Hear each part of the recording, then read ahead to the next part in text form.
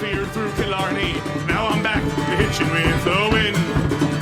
But if Mickey Flynn should ever find me, I'll throw me caution all behind me and square off on that son of a bitch again. He cracked open a river too, he beat me Sunday through and through, and so jiggle my unconscious frame. I won me healthy sheriff fights, well lucky son, still have me life since Mickey Flynn beat me dumb and lame.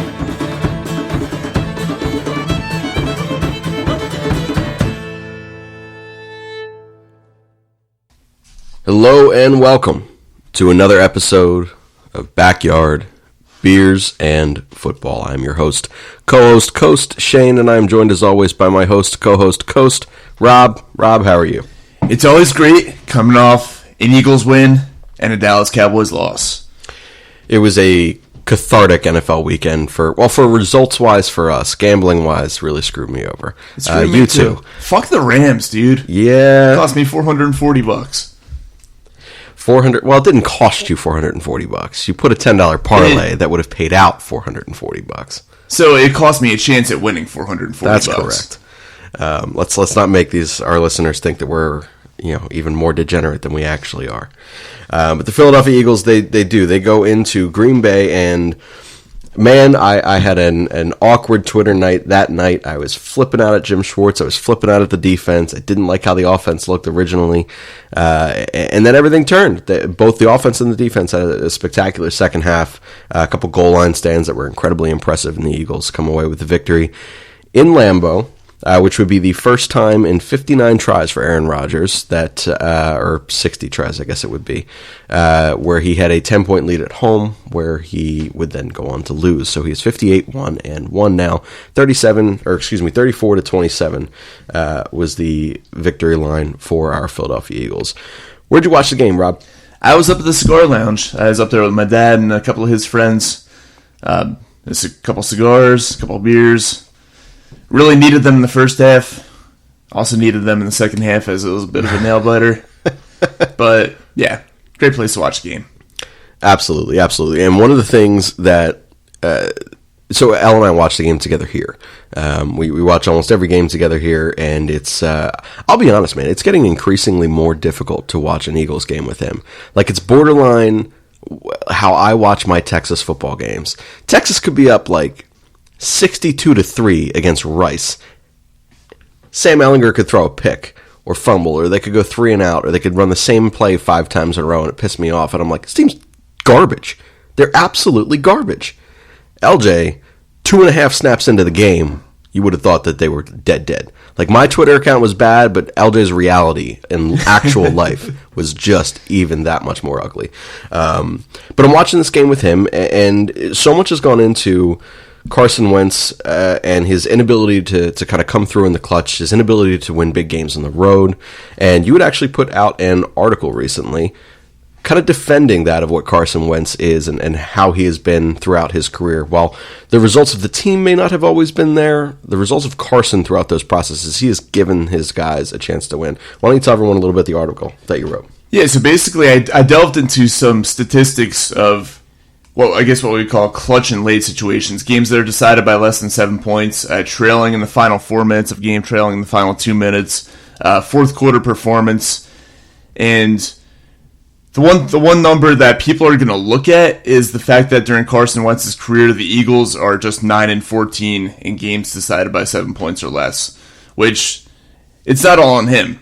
In fact, I'd put very little of it on him, because if you look at all the other numbers out there, the passer rating, the touchdowns, the interceptions, the completion percentage, Carson Wentz is right in the same ballpark as the likes of, I think I referenced 5 quarterbacks. I think it was Brady, Breeze, Rodgers, and Russell Wilson, yeah. I mean, all guys who have won Super Bowls, all guys who are going to be Hall of Famers. And Carson Wentz is right there, and in a number of those categories, he actually ranks ahead of all those guys. And those are all clutch and late statistics that I'm talking about. And if you just watch the games, the Atlanta game earlier this year, he brought them back in the second half, which the defense then blew. The Detroit game, every time they scored in the second half, the defense would give it right back. The only offensive issue was at the end of the game with the offensive pass interference costing them a chance to send it to overtime, which that's on Darren Sproles. It's not on Carson. You could go back to the two Dallas games last year. Yes, they didn't play well in the first half, but they scored a combined 40 points in the second half of those two games. The first game in Philadelphia, each time they scored, Dallas would score right after. Pretty much the same deal as the Detroit game. And then they did have one last chance to win it with the final drive and weren't able to pull through. But then the second game, he threw 2 game-tying touchdown passes in the final 3 minutes and 12 seconds of regulation. And then the defense blew it in overtime. Yep. So there's a lot of situations out there where Carson has done what he's needed to do to help the team win at the end of the game. And someone else, be it one of his receivers or the defense, just they couldn't help him out. But Carson himself has been excellent in big situations. See, and I think it's an indictment on Jim Schwartz. There's always something to be said about, we can bitch and bitch and bitch about his sticks defense. We can bitch about how cautious he gets at the end of halves, at the end of games. And he does this because it is safer to sit there and say, just, we're going to let you play in front of us. We're going to keep everything 10 yards and under, 15 yards and under, whatever it is. But with quick pace plays in final, Aaron Rodgers went down the field in 52 seconds at half. Like, that just shouldn't happen. And that's a consistent thing with Jim Schwartz. It's as if, look, he doesn't like bringing pressure to begin with. He doesn't have the tools to bring pressure right now. His corners are not good enough right now to really warrant sitting there and saying, hey, look, Aaron Rodgers threw for 420 some yards against the freaking blitz. Like, it happened a lot. But Jim Schwartz, his lack of ability to run a shutdown defense at the ends of halves, at the ends of games, it's embarrassing, because you're right. Carson Wentz does do enough. Now, I will say this. In a lot of the games you mentioned, in a lot of the games that you researched, the Eagles were down. They had to come back. They had to have strong second halves, and the only reason they were even within shot was the defense. And eventually defenses break down. It just happens. You can't sit there and ask your defense in the NFL to be perfect. Drive in and drive out. It just doesn't work. And eventually you're gonna break down. And that's what happens with Jim Schwartz and those safety cushion type defenses that he plays. Carson in the offense has to find a way to consistently get off to better starts. And I think that this conversation probably wouldn't be had. But if we're going to dive into it the way that you did, you're 100% correct. He gives his guys a chance to win. And whether it be the Sproles offensive pass interference, the bullshit block in the back penalty on Malcolm Jenkins after that blocked field goal, 7 drop passes that week, whether it's the defense that just collapses and collapses and collapses in key and clutch situations, Carson does what he needs to do in the second half to give his guys a chance to win. And not enough guys give him enough credit for that. Yeah, he absolutely does. And as you said, he's been hindered by some other factors that are not under his control. But I do agree, though, they need to get off to better starts offensively in these football games. They did have 10 points, I think it was in the first quarter against Detroit, but then kind of went flat in the second quarter there. But the play calling, it's the first 15 plays, the scripted plays, always very vanilla. They never really are able to get much going with it. That needs to change. That's on Mike Groh. That's on Peterson to get that done.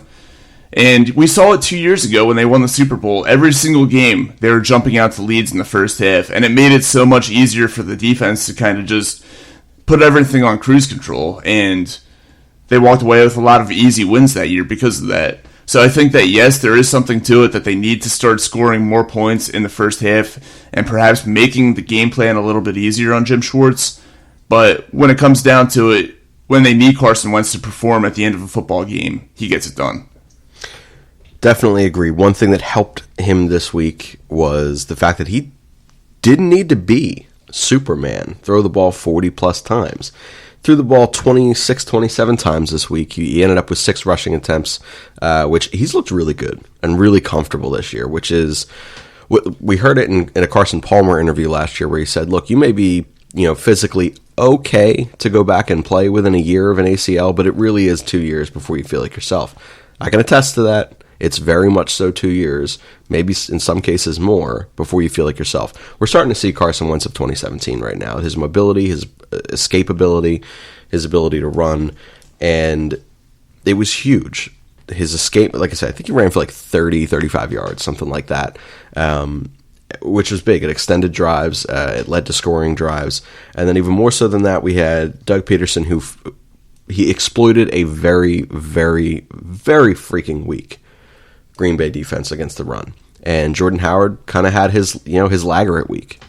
Yeah, he really did. Really good. I think they did a really good job calling offensive game plan against Green Bay. They were able to exploit that poor run defense. Sanders had a big game. Jordan Howard obviously had a huge game with the 3 touchdowns. And then they were able to sneak the passing game in there when they needed to. Obviously, it wasn't a huge factor. I think Carson only threw for 160 yards, but 3 touchdowns. 3 touchdowns. He didn't make any mistakes. They didn't turn the ball over at all, which is a huge thing. That's what cost them in the past couple games. So yeah, offensively, I think it was a very sound all-around game. They don't have a great run defense in Green Bay, but they do have a much improved defense over years past. So Sure. to go in there on a Thursday night on the road and drop 34 points on them. On short rest, in a game that you pretty much needed to win to stay on track, or at least keep up with Dallas. Yep. The offense looked great. The offense looked very, very good. They really did. And so I listened to our counterpart, Kelly Greenhour, with Al and Connor when I was producing that segment. And, Connor was bringing up the whole Thunder and Lightning thing. You have Jordan Howard, and then you have Miles Sanders, who are very, very different types of running backs. In Green Bay, this was the first time that we saw them coexist in a way that I think brought out the best in both of them.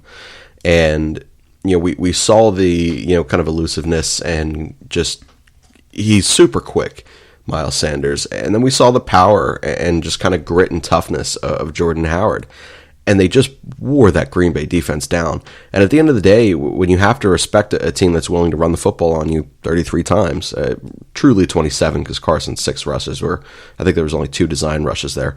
But a team that was very, very balanced in their attack, it made that 16 of 26, 16 of 27 that Carson went for the 160 yards almost feel easy to me because they were worn the hell down. That's what a really good running attack does for you. I know that the NFL, it's not the sexiest of attacks any longer, where you have these run balance teams, but it's so necessary, and especially when you're as thin at wide receiver as we are. Alshon was, and not enough was said about this. He was clearly playing hurt. His calf was not right, but he was out there less than 100%. Aguilar had 1 target for, I don't even think he had a catch. I think it was just 1 target. Other than that, they didn't have anything. So that run attack right there is something that, we need to see going forward, week in and week out. Obviously, it's going to change versus opponents. The game plans are never going to be 100% correct, and consistent throughout. But the way that you utilize those 2 backs together was really, really, really impressive. What was kind of the vibe at the Scar Lounge where you're watching the 2 of them kind of do their thing? It was pretty much the same. I'm going to throw it back to the 2017 season again, and everybody who was there was really comparing it to, I think it was the Chargers game. Yep. Where LeGarrette Blount had his breakout. And then from that point on, that season, every single game it seemed like the Eagles would start off running the football and establishing the run, and then later in the games they would beat their opponents with the pass. And I'm thinking, and obviously everybody is hoping, that that's the way it's going to work out for this year's team. You establish the run early on, you get both guys working, get their chemistry going, get their, whatever they need to get going for that particular game. And then once that starts happening, then you can open things up with the passing game. And if the Eagles can do that successfully, they're going to be a very, very dangerous offense. Absolutely. I think it was more of a bookend attack. I think it was establishing the run early and then finishing teams off in that 4th quarter by controlling 8 minutes of clock with, a grind it down. We're just going to tire you out. And that's how they were so successful in 2017. You utilize that run game to open up the passing game for the latter parts of the first, all the second, all the third, some of the fourth if need be, and then it was just, we're just going to pound it down your throat. Go ahead and stop us. Last week in Green Bay, Doug literally ran the same play. I think it was 4 times in a row. It was 4 exactly the same play. Same motion man, same hole hit, over and over and over again. And they couldn't stop it. They knew it was coming, but they're exhausted. And the offensive line, man, I mean, Brandon Brooks right now coming off his Achilles. I saw the report on PFF. He is statistically rated as the best interior lineman in all of football, coming off of 9 months ago. He tore his freaking Achilles tendon as a 330-pound offensive lineman. That's incredible. That's insane. Lane Johnson, obviously, is Lane Johnson. That right side of the line is filthy. It's everything about that offensive game was just so smooth for us in Green Bay. And on short rest, very hurt, obviously without all of our weapons. It was really impressive. Yeah, I want to go back to Brandon Brooks real quick. I mean, as Philadelphia sports fans, we've seen what a torn Achilles can do, what it did to Ryan Howard, what it did to Sidney Jones, and how long Sidney Jones has been injury-prone his whole career, and Ryan Howard was never the same after his injury. And the fact that Brandon Brooks is out there, like you said, 9 months after his torn Achilles, and he's statistically the best inside lineman in all of football, that's incredible. Absolutely. So, Brandon Brooks, hats off to you, sir. You are one hell of a man. Let's shift over to the defense real quick. More injuries to the secondary. It's crazy, man. So, you and I talked about it heading into the season, the depth of our cornerbacks. I talked about it on Crossing Borders with Connor. We sat here and we're like, well, shit, we have like 5 starting caliber cornerbacks. What the hell are we going to do when Jalen Mills comes back and he's healthy? Like, we're going to have 6 starting caliber corner. Where the hell are we going to play all these people? Well, Rasul's your only starting cornerback, both in talent and in health. That's insane to me. How quickly that had gone down. So my question for you is, do you think it's more an indictment of maybe we overrated the talent of these corners, or do you think that Jim Schwartz and his style of defense is not conducive to the talent that we have, and these guys probably would be pretty decent or at least serviceable elsewhere? I think it's Jim Schwartz. Me too. I think it is Jim Schwartz because we saw what Ron Darby did in Buffalo and why the Eagles gave up what they did to bring him in. He is a very talented quarterback. He did a lot of great things up in Buffalo and kind of went under the radar because of the team that Buffalo. He was playing for. Yeah, he's a very talented cornerback, and we see it shine through from time to time when he does make some of the great plays that he can make. And that's just one example off the top of my head. So, yeah, it's a Jim Schwartz deal. I think the talent is there. I think the scheme just doesn't fit them very well. Yeah, I agree. I think also both me and Rob I'm on the tail end of a sickness. I think Rob is getting sick, so our voices are not 100% today, so sorry about that. In terms of the Jim Schwartz thing, we've seen him actually this year be significantly less stubborn than he has in years past, where he is dialing up blitzes because he kind of has to at times. Obviously in Green Bay, I think he blitzed a little too much. We saw Aaron Rodgers just burn the hell out of him for it. But at a certain point, we're so thin, both with edge rushers, thin freaking everywhere right now. On the defensive side of the football. So it's not exactly that I envy Jim Schwartz's job right now, but I do feel like there are very clear differences when you sit there and you look at the way that teams utilize their talent.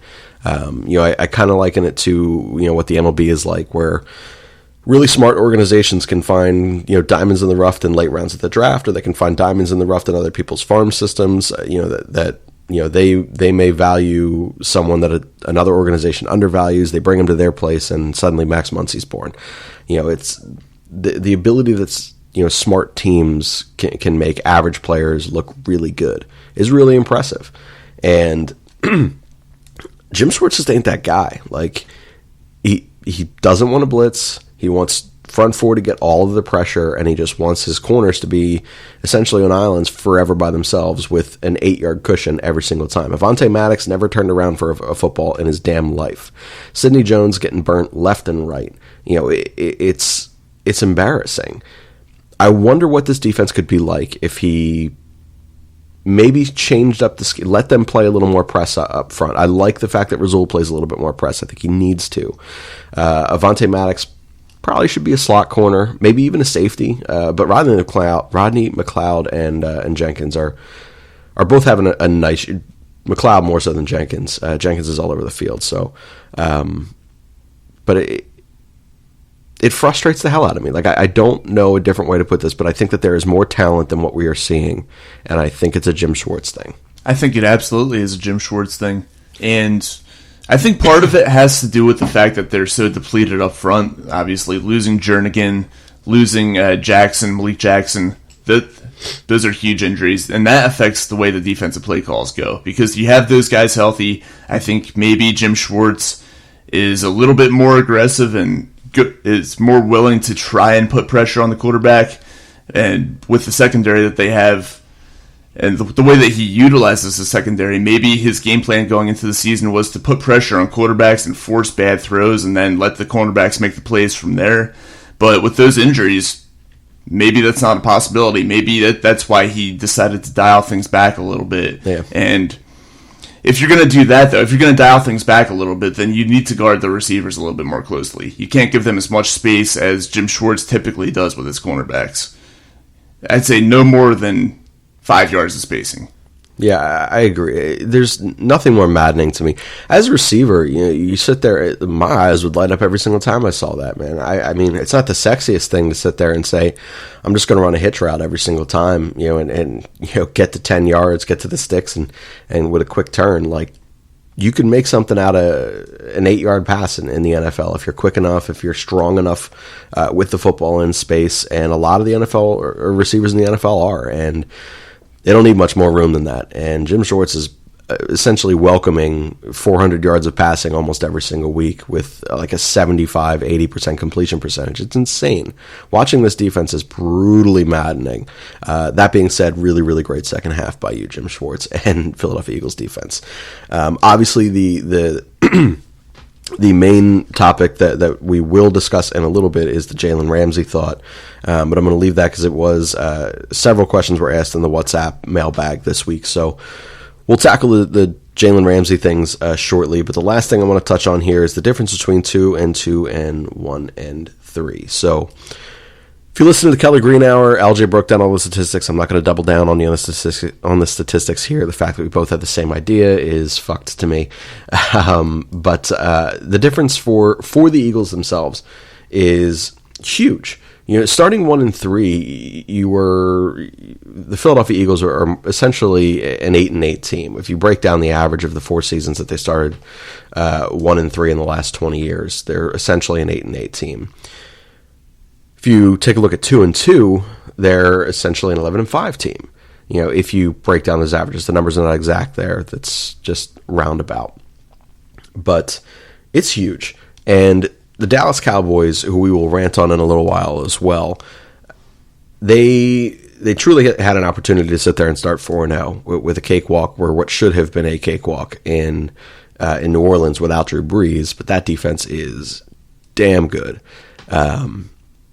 But to keep the pace with Dallas to the first 8, we've talked about it on this show. Kelly Greenhour talks about it on theirs. That's the most important thing for the first half of this season. So for you, how does it change your outlook heading into a Jets game where we're getting extended rest now thanks to the Thursday night game? The Jets will be coming off a bye. How does your outlook change for this season going 2 and 2 versus 1 and 3?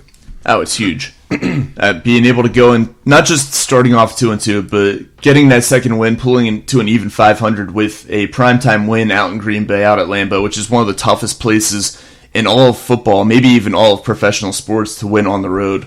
That's a huge confidence boost to this team. That's a huge confidence boost for Carson Wentz in the offense. It's a huge confidence boost for everybody on the defensive side of the football who's able to make plays. Nigel Bradham with a big interception. Brandon Graham and... it's good after he dropped the one that would have been a pick 6. Brandon Graham and Barnett teaming up once again for a strip sack. Yeah, that was cool. Reverse of the Super Bowl. Yep. But that's a huge confidence boost, being able to win that game out in Green Bay and get to an even 2 and 2. And then, like I said earlier, the weekend capped off with a Dallas loss in New Orleans, which is, come on, man. It's the Saints without Drew Brees. They had Teddy Bridgewater. They didn't score a touchdown. They didn't score a single touchdown. Losing to 4 field goals is embarrassing. Yeah. And you go out there, and granted, the Saints have a very good defense, but to only put 10 points on the board, Dak Prescott was exposed. Dak was absolutely exposed. He's not that great of a quarterback. He's average. He's fine. Like, he is a game-managing quarterback. He is middle of the road, but throw a good and smart defense out there, and that's it. He gets the job done against the bottom feeder opponents that they faced earlier in the season. Yeah.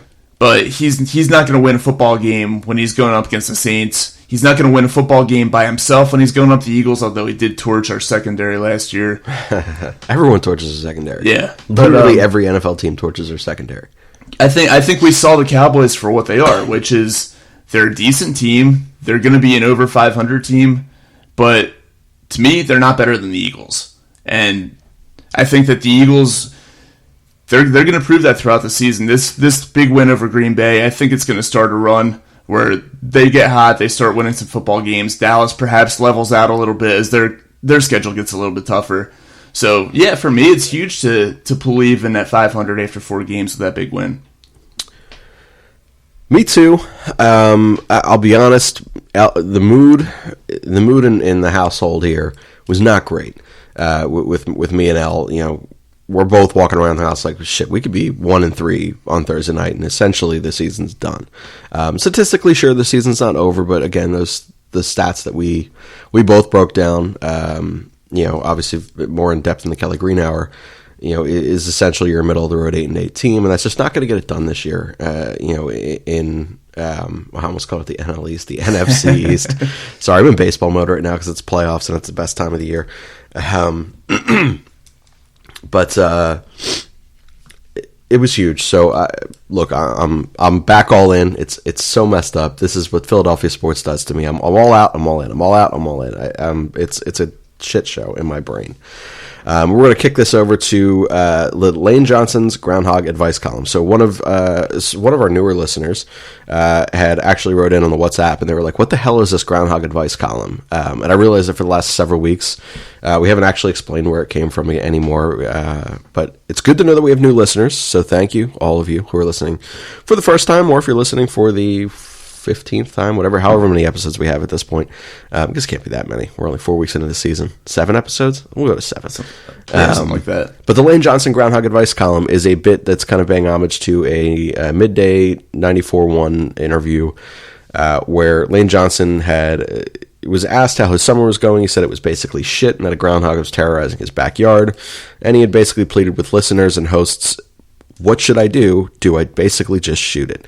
So we kind of adapted that and said, all right, you know what? This is going to be a Groundhog Advice column. So you guys can ask us advice for football-related things, non-football-related things, life, sports, doesn't really matter. Gambling, we don't really care. Whatever you want advice on, we are here to provide you with that. Now, when we first started this bit, Rob and I asked each other for advice. And mercifully, you guys have now asked us for advice. So we then go to you, which makes the show significantly better. So being as entertaining as possible, send in any advice requests that you may have. We do protect your anonymity unless, of course, you want it exposed for whatever reason. But we leave names out of everything, which is often why I struggle. And also, fucking proofread this, because sometimes you guys send in these emails to us, and I have no idea what the hell you're trying to say. But this one, so we have 2 this week. They're both rather long, so I'm only going to take 2 of the several that we had. Some of the other ones were non-football related, so I can kind of get to them whenever. So if I did not get to yours this week or from last week, because last week we had a ton in, we will eventually get to everyone that gets mailed in.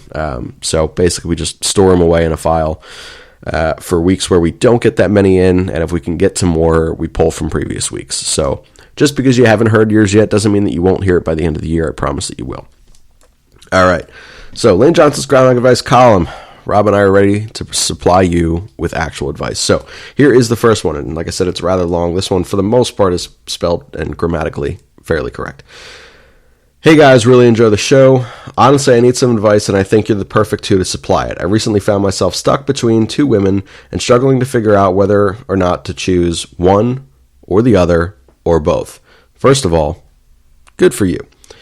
Also, I myself have been in that situation. It's fucking hell, but it's very fun. The first one, she is bad with a bunch of A's. Like real bad with a bunch of A's. Again, but I know nothing is sustainable, and this will more than likely be just a honeymoon phase or extended honeymoon phase and then an exit. The other girl is definitely some growing pains, but when she wants to show me what she's working with, damn, I get giddy. It's weird to say bad with a bunch of A's and then giddy. I can't tell if you're black or white. I understand that that's very racist, but I think I'm just cunningly aware of my grammatical sense in this moment. Whatever.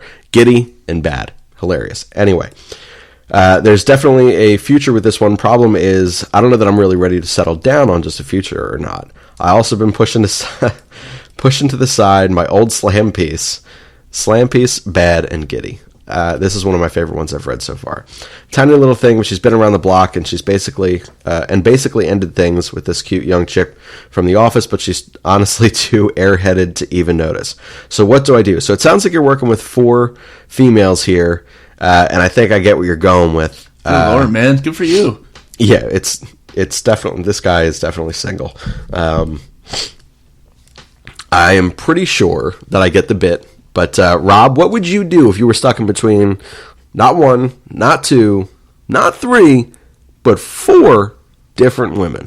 What would you do, a strapping young 27-year-old man like yourself? My God, man. At the very least, I keep the side piece around until I decide I want to get serious with girl number 2. All right, so you're the most eligible bachelor on Tinder, is it? Yes, Tinder. That's what I have on my Facebook profile. That's correct. The most eligible bachelor in Tinder here is Rob of Backyard Beers. Football. Which is funny because I don't use Tinder anymore. You don't have to. The girls come to you. Absolutely. They say they've heard of the legend of Rob and they want some. Absolutely. Flocking right to me. So at 27 years old, you're 27, 28. What are 28 you? next month. 28 this month. I forgot it's October. God damn it. Happy birthday month, my friend. 28 this month for the most eligible bachelor in Tinder. If you had in this particular case, this guy is explaining that he has someone that he can tell there's no real future with, but she sure seems fun as hell. And then you had your wife-ish material, and they're 28 years old.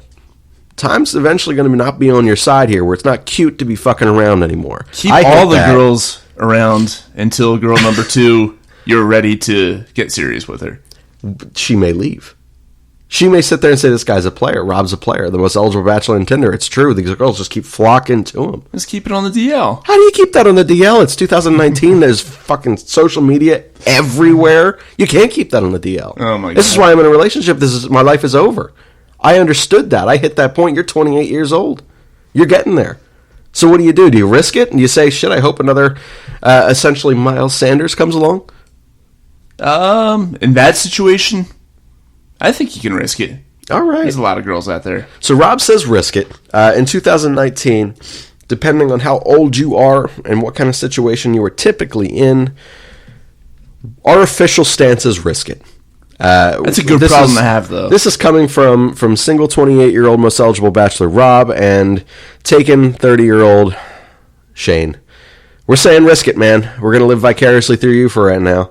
So write back. Let us know how it goes. Give us a consistent update. If you write back, by the way, you'll be the first fucking person outside of Reginald whatever who, after we caught onto his bit, he stopped writing in. So Reggie, by the way, write back in. Let us know what's going on. Your constant drink of the week requests.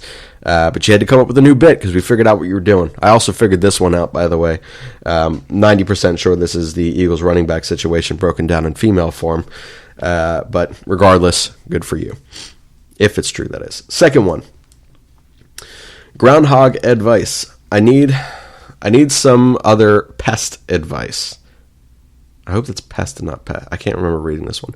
Recently, my damn... all right, never mind. It is pest advice. Recently, my damn Twitter is filled up with cowgirl fans talking all that mess about how great Dak and Zeke are and that the Eagles wouldn't have fared any better against the Saints team. So I'm looking for a standard message that I can respond with every single tweet I come across.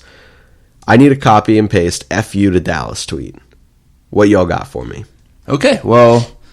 That's a good question because I can answer this one. I was actually at the bar on Saturday night. I was rocking my Eagles jersey. Cowboys fan comes up to me, starts talking a bunch of crap.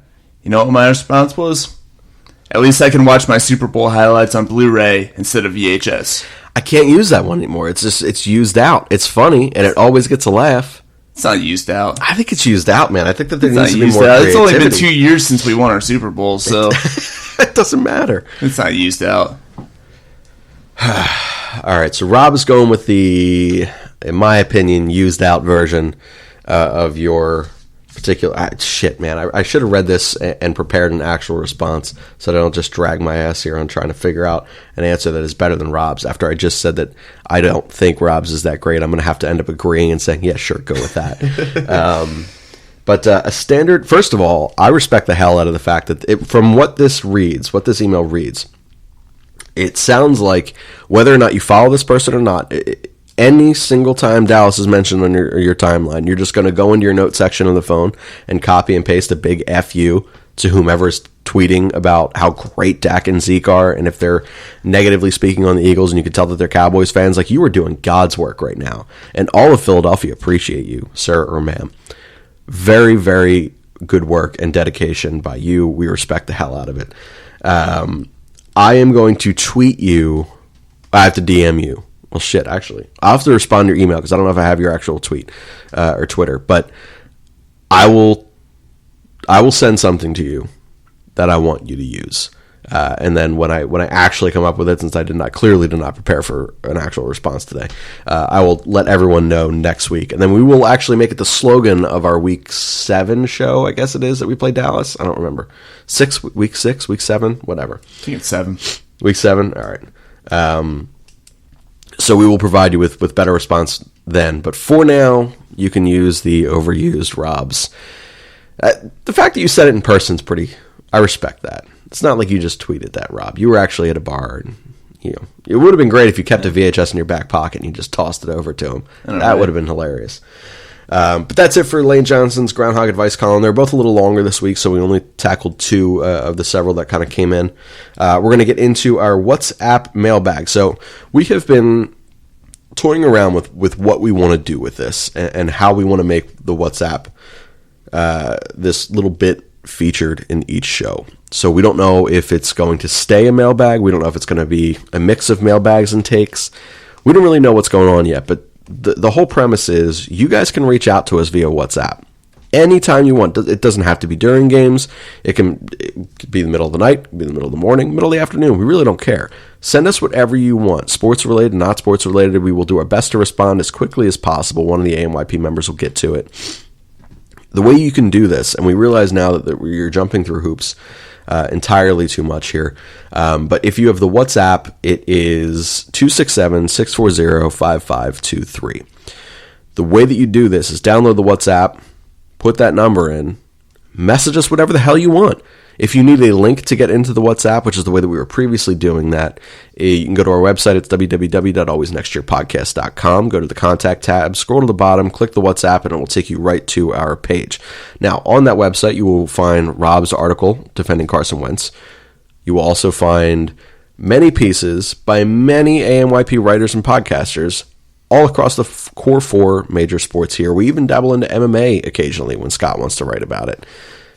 We write about a lot, so do us a favor, subscribe to that website. You should also definitely subscribe to this podcast if you're just a casual listener right now, because we have shows coming out 4, 5, 6, sometimes 7 days a week here. We have a ton of segments coming out for you. We have segments for each of the 4 sports. We have a Whiskey Ramble segment. We have a Chiefs Talk segment if you're a Kansas City Chiefs fan, or if you just want to hear some more talk about Patrick Mahomes and how fucking great he is. We have a little bit of everything for everything.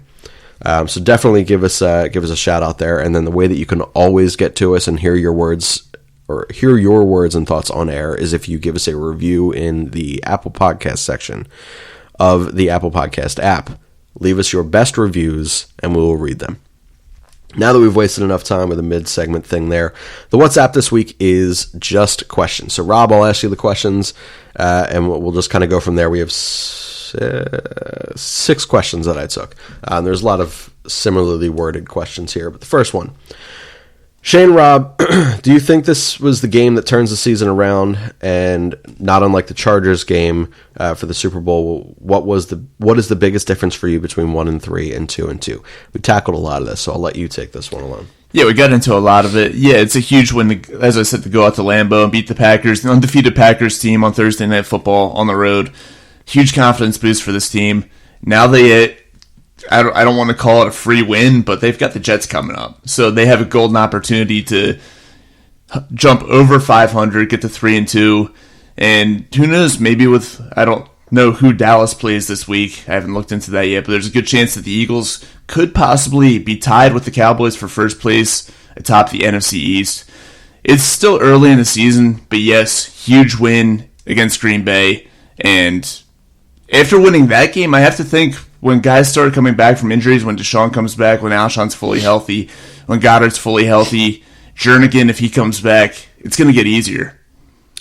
It will, and help can't come soon enough. I will say that I will never again say that there's a cakewalk matchup for the Eagles, because we all thought that Detroit was going to be not a cakewalk, but we thought it was pretty much a guaranteed win.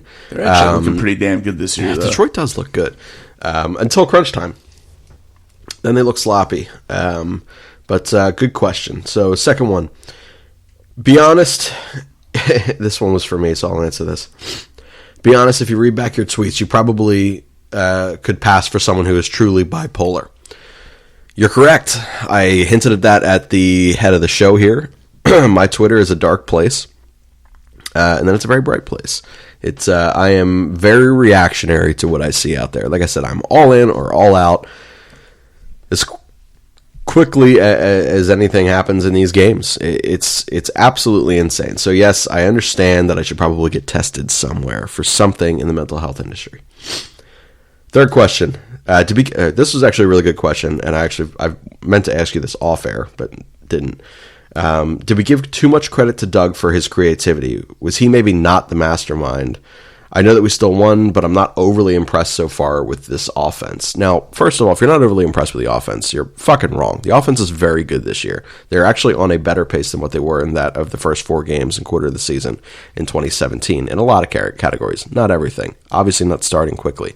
But the creativity in the Doug thing, do you think it was more Reich and DeFilippo at this point? To an extent. I was actually talking about this with my dad the other day. Yeah, I think that, I don't know if DeFilippo had a whole lot to do with it, but I think Frank Reich certainly did. So I think, yes, there is some merit to that comment. However, I think that there have been moments over the past 2 seasons, and especially on Thursday night, where Doug has kind of come up with his own form of creativity to kind of get things going, and we just need to see more of that from him. I agree. I don't think that there's a lack of creativity for Doug, but I do feel like there's more caution this year than ever. And I don't know if it's because you have Brandon Brooks coming off an injury, you have an incredibly old Jason Peters, who's actually played really well this year and stayed on the field for the most part. Seumalo's not great. Figuring out the running game, obviously it looks like they figured it out in Green Bay this week. Injuries to the outside. It doesn't feel like he's as confident right now that creativity would be something that would work, and maybe playing it a little safer. Hopefully, as all the weapons are introduced and all the weapons are healthy, and we start seeing a better rhythm and a better balance to their game and their attack, we start seeing some of that creativity again. I think what separates Doug from most coaches is trust in short yardage and third and fourth down. I think that's the big thing. I think he just trusts his guys more than what a normal coach would. We see how frequently he goes for it on 4th and 1 or 4th and 2. So I think that's kind of the thing that separates him and not the creativity anymore. But hopefully that changes our mind. That was a good question. That's definitely something I want to dive into more on future shows here. This one made me laugh, and I'll admit I said that I would be willing to trade my best pal Monkey, producer of most ANYP segments here, when this WhatsApp message came in. The message came in during halftime. It said, "What would you trade for Jalen Ramsey right now to get him here before the start of the third quarter?" And I said, everything in my house, including ANYP Monkey, who, by the way, if you have not listened to any of the Whiskey Ramble segments or the Chiefs Talk segments, those are the 2 that he most produces. Monkey is, he's a character. So, yeah. Rob, I will ask you, you can't trade Monkey, what would you realistically trade right now for Jalen Ramsey? Well, he's literally sitting here staring at me saying, trade me for Jalen Ramsey, because he wants to be the sacrificial lamb. But he's our baby Jesus. Yeah. No big deal. We've had Jesus in the studio the whole time. I would trade, I don't know, there's a lot of possessions within my household that are very dear to me. I would trade my PS4, I'd trade my 55-inch TV, I would trade my entire fridge stocked full of alcohol, I would trade Pretty much anything in my house. Would you trade the other 3 girls and wife up the one from from the Lane Johnson's Groundhog? You know what? That's a good question. Yes. That's impressive. It's a tough yes. I had to think about it for a second or two. And I think that maybe I would try to talk them down to just 2 of the girls. But yeah, I would go for it. I want Jalen Ramsey. Just don't touch Zach Ertz though, because he needs to. Still That's a horse shit. Look, man. Yeah, I know it was a bullshit rumor, but yeah, let's not go that route. All right. So here's the thing, and I think some of the people from the Painted Lines do listen to us. I'm not as sour on them as other people are. Their desires are obviously very different than what ours are right now. Us as a podcast, we're here for entertainment, and we're here for evaluations and what our opinions may be on different matters. We're not here trying to be actual reporters. The Painted Lines are obviously trying to be established, true reporters. They are very good in the NBA, and I do trust a lot of the things that they say there. But it does feel like there are a handful of times where things kind of come out and you're like, where the fuck did this start? And there's never been and obviously most places don't name their sources, early on until they're, reputable with the big guns who should be making those calls. But man, what a horseshit rumor that was. And having to deal with Twitter and Philadelphia Eagles Twitter over the last couple weeks, ever since that tweet came out, holy shitballs. I was so pissed off. That being said, most of the guys over there, they're good guys. And they put out some pretty quality content. Just every once in a while, man, if it says according to multiple sources, just fucking delete the tweet and just move on in life. Go find someone else's report. And that was a pretty huge reach on their part. Look, until it fucking happens, and then I have to apologize on air, and I'm gonna be pissed off about it. But regardless, we're not here to take down and tear down other podcasts and other websites. We support everyone, doing what we do. We think the more content that comes out makes everyone's shows better and more entertaining. So definitely keep giving them a follow. But like I said, if they're trying to officially report something, I think I would leave that to actual NFL reporters. But yeah. So what would you trade? Non-personal related items. If you were Howie Roseman, what's your trade looking like for Jalen Ramsey right now? Draft picks. Just drafts? I'll throw 2 firsts in there. I'll throw a couple seconds in there. Jesus Christ. Yeah, I would be willing to give up as much as 2 firsts and 2 seconds for Jalen Ramsey. That's nuts. I would not go that far. The Eagles need him. They do need him. The Eagles absolutely need that solid number 1 cornerback, and that's exactly what he is. He's the best cornerback in the NFL right now. He is. He literally... Okay, the Eagles are a Super Bowl contender as it stands right now. We're old as fuck. We need our second-round picks. How old is Jalen Ramsey? Jalen Ramsey's young, but the entire line, I'm just saying that to me, you can't blow up the entire future for a 24-year-old quarterback. This is Howie Roseman we're talking about. He could pull off that trade and then somehow find some magical way to get some of those draft picks back.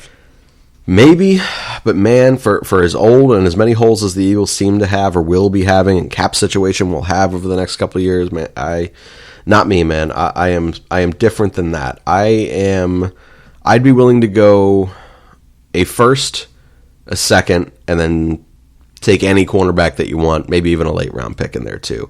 But our first round pick, I just don't know how much it really fucking matters to them. It's going to be a late. It's going to be like 25 or higher. Yeah. That's why I'm saying you probably need to throw in another first. I would do the 2 firsts that they're talking, and I would probably still say, fine, you want 2 firsts, and, because essentially you're getting a player that's not terribly removed from what our second round pick probably would end up being, whatever. You just get that 5th year of control with a first round pick. So sure, we'll go 2 first round picks and any fucking corner they want on our roster. I genuinely don't give a shit, except for Rasul. Any corner except for Rasul.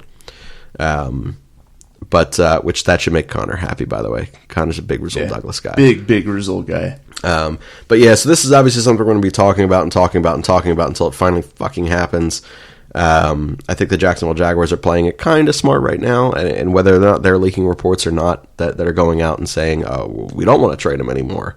I don't really know what it is. I laughed out loud at John Barchard on their show, on the Go Birds pod. He said that he thinks that the Jaguars are going to sit there and they're going to keep making up back injuries and making up more fake babies. And I realized, I was like, oh shit, I forgot. Jalen Ramsey apparently did have a daughter or whatever it was. And the fact that he's just keep making up kids, I almost peed He's myself. onto something, because about 5 minutes ago I got another notification from Bleacher Report that Jalen Ramsey once again sitting out practice with a quote-unquote back injury. So there you go. It may keep happening. So the Ramsey talk will be something that we'll continually talk about. I feel like a Jalen Ramsey emergency pod on Back Your Beers and Football is probably a needed content piece. So I think that make it happen, Howie. Yeah, make it happen, but don't send 4 fucking draft picks over for that. I'll lose my damn mind. Hey, the Eagles have won 1 Super Bowl in their existence ever since whatever it became a Super Bowl. So I would be willing to sell my soul to get a second Super Bowl. I don't know, man. I don't care if they mortgage the future. I just want another Super Bowl. Would you be more or less likely to mortgage whatever the hell it would take for the Eagles to get a second Super Bowl if the rest of the teams in the city were... I mean, the Sixers are, in my opinion, very close to championship caliber right now. But the Flyers, they're not really close to it. Obviously, the Phillies are very fucking far away. Would you be more or less likely if the teams were all championship caliber right now? So if you knew that absolutely. You got your Super Bowl, I didn't know if it mattered to you at all. Absolutely. The Sixers are right there. The Flyers are a ways off, but they're trending in the right direction. The Phillies, a ways off, but I think bringing in Brian Elliott starting the opener on Friday. Yeah, it's kind of a stupid decision. I mean, look, Carter Hart got fucking lit up in wherever the hell they were. I'm not taking a piss, whatever. by the way. I know what that sounds like on the microphone. I'm filling up more water because I have no fucking voice. But yeah, I mean, no, to me it doesn't matter what the status of the other teams in Philadelphia is. Like I said, the Eagles have won 1 Super Bowl. I just want that second Super Bowl. I want to jump ahead of the pack of teams that can only claim 1 Super Bowl. The Rams and the Saints and all them. I want that second Super Bowl. I don't care if I'm selling the future for it. All right. I'm not that way. I'm a very smart business guy, and I would prefer to not just sell all out for one shot at one time. Would you regret that decision, though, if the Eagles go the next decade having very, very good teams like they did under Andy Reid, but not winning a single Super Bowl? I'd be so pissed off. Do you know how pissed off I was from like 2003 on, or 2001? When did their NFC Championship shit start? It was like 2000 to 2010. Yeah, so whatever it was, I was pissed off every damn year for a different reason. No, I'm not a let's get close guy. You're either going to win this or you're not. So there you go. Yeah, there you go. All right, we got 2 more. We'll go through them really, really quick before we get to a really, really quick evaluation of that Jets game. Why the hell are people so angry with Sendejo? This shit happens to every single team in the NFL. Friendly fire happens when you're going 100 miles an hour. It was an accident, and no one feels worse than he did on that field in that moment. Yeah, it's tough. It's a lot easier to kind of criticize that play when you see the replays in slow motion. He basically murdered Avonte Maddox out on the field. Which, by the way, really glad Avonte's okay. That's great news. That's great news. Hopefully he won't be out for too long. But yeah, it's so easy to sit on your couch, drinking your beer or whatever, watch the replay in super slow motion, and be like, why did he hit his own teammate instead of hitting the opponent?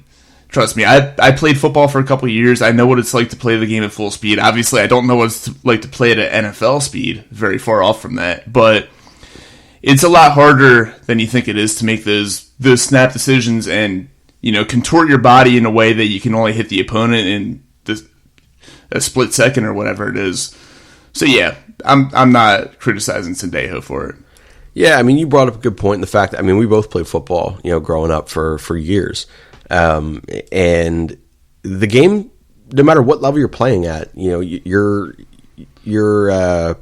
energy and intensity is at an all-time high. It's a physical, fast game.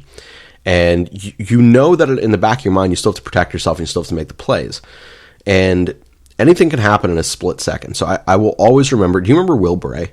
Yes. All right. So he was an offensive lineman. I played with him in high school for the 1 year I ended up playing in high school. And I was playing linebacker at the time. And it was literally my first practice in pads with the team because I wasn't going to be playing. I was only going to be playing baseball for school. And they asked me to play, so I played. First practice in pads, hadn't thrown on pads in I think about a year at that point. And I didn't realize that we were actually going full speed. So like I'm sitting here thinking this is kind of a walkthrough. I'm learning the playbook. I'm learning the defensive scheme, and I'm learning what's going to happen here, right? I look away for half a second, and I just remember being flat out murdered by Will, and him standing over me laughing at me, and I'm like, motherfuck. And that's how fast it happens. Like I felt totally safe. I felt totally fine. I was viewing the hole that I needed to go to. I knew what I needed to do. I looked away for half a second and I fucking died. And great hit, by the way. I don't think Will listens to the show. He's a Steelers fan. But if you do happen to come across this show, you laid me the fuck out, man. Good hit. I will never forget that. I'm friends with him on Facebook. He posts some pro Eagles stuff on there. Does he? Yeah, maybe. I don't know. I haven't talked to him in years. Really good guy, though. But everything happens so fast. Like you can hate Sendejo because he's not a great football player. You can be frustrated by him all that you want, but to take your frustration out and say that like he's an idiot and he's just sitting there, like, come on now. You can tell this happens every week. There's a guy that gets hit friendly fire on almost every fucking team. It happens often. Bang sport. Look, man, it's fast. It's fast paced. You look away for half a second and everything changes. I looked away and I died. Devontae Maddox went in for what he was going in for. Sendejo was coming in hot. The only thing I can say is I wish that Sendejo kept his fucking head up every once in a while when he hit. But outside of that, like he's a third safety. Like whatever. This shit happens. So no, I don't hate Sendejo like that. You know what it reminds me of? What's that? You remember way back in the day, it's probably like 10, 11 years ago, Darian Hatcher was playing for the Flyers. They were playing against Toronto, and he tried to destroy the Toronto player, and he ended up destroying his own teammate, Joffrey Lupul. Yep. Loops. Yep. Damn near died. Oh, yeah. So, yeah, it happens in every sport, every contact sport anyway. Like, this shit just happens. All right, so the last one we have here, and we already touched on this one, but for all the talent that we have in the secondary and the massive depth that we thought we had entering the season, I'm not sure if it's a defensive coordinator or the defensive backs coach has a fucking clue how to use these guys. I refuse to believe that 8 cornerbacks all just flat out suck. What are your thoughts? We kind of touched on this. We feel like it's a scheme thing. We feel it's like a Jim Schwartz thing. Do you have anything you want to add to that part of it? No, they're talented cornerbacks. We've seen it in flashes with the Eagles. We've seen it other places they played. I think it's a scheme thing. All right. So the last thing we're going to get to before we get to a drink of the week is just a quick preview of the Jets. Sam Darnold possibly coming back. He is practicing again. He had it was mono, right? Yeah, he had mono. He didn't really seem too sold on the idea of coming back when he did his interview.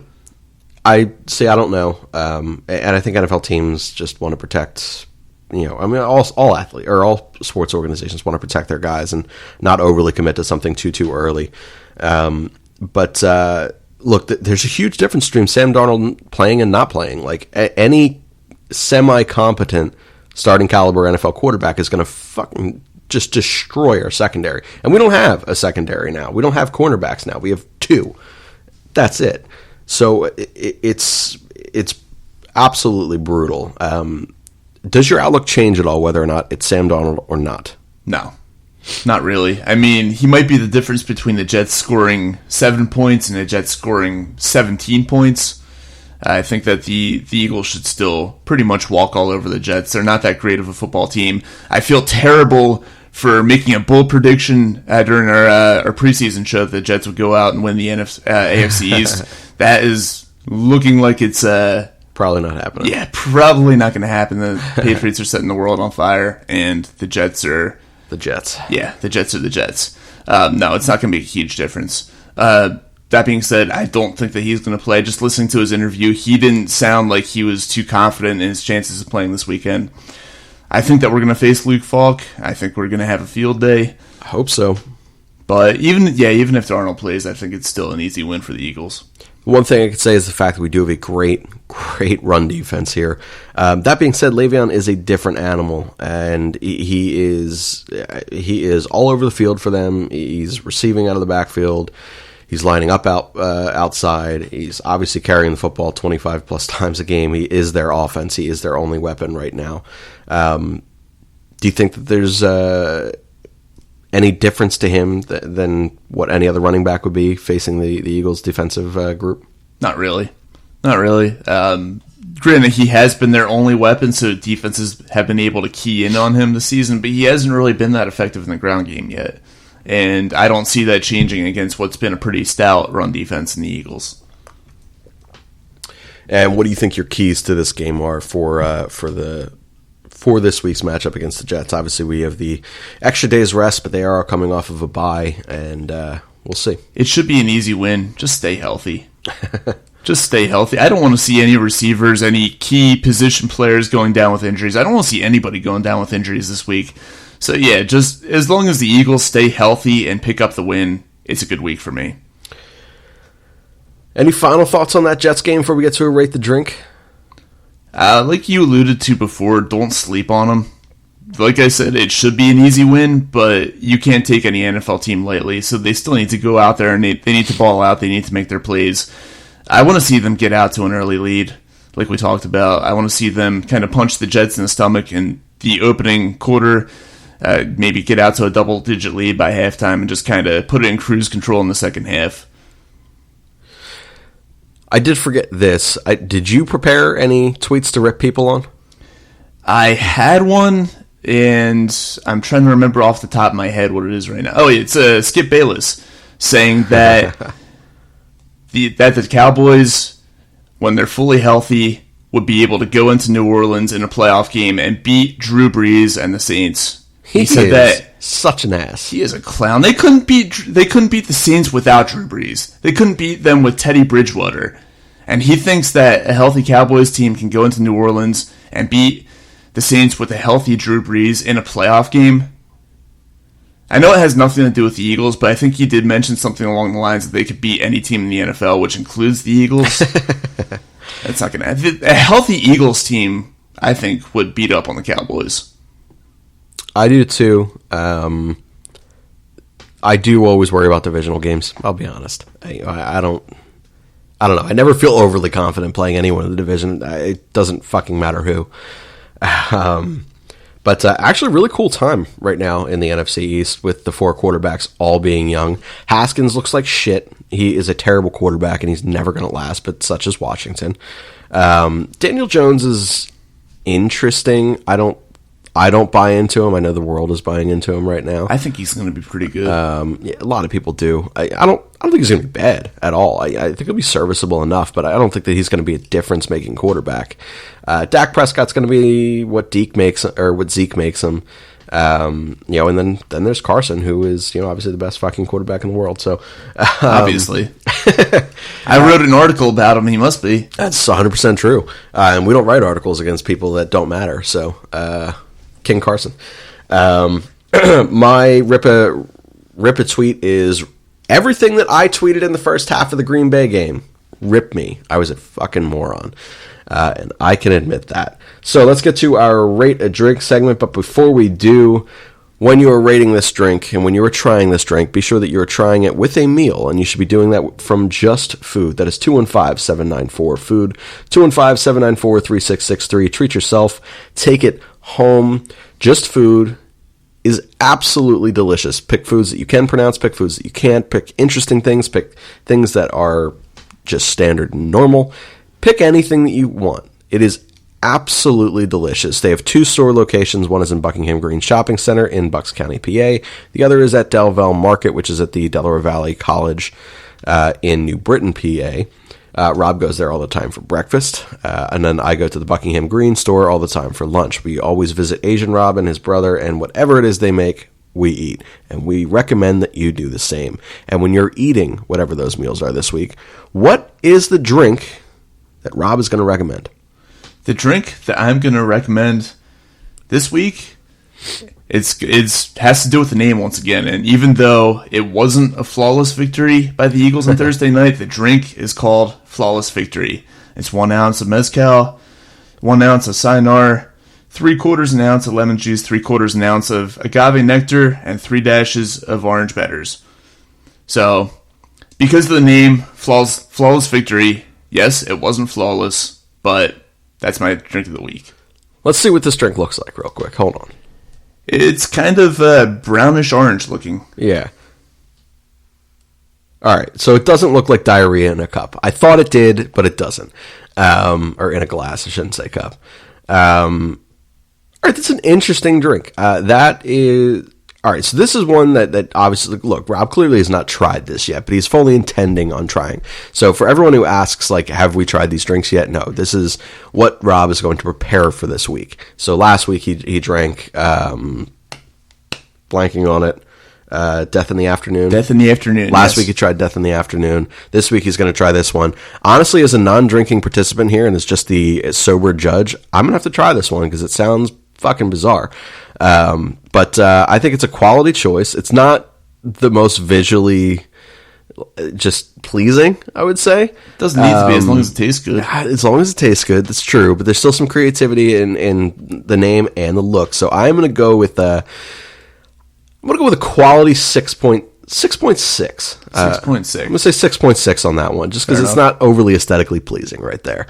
But it definitely, it is not quite diarrhea in a glass. So quality on the name, iffy on presentation, interesting on ingredient. 6.6.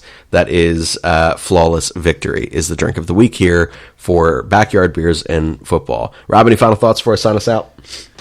Just looking forward to another Eagles football Sunday. It was kind of a boring Sunday, although I did end up going to the Browns-Ravens game. I did see that. Yeah. 4 stadiums now in 2 weeks? 3 stadiums in 3 weeks.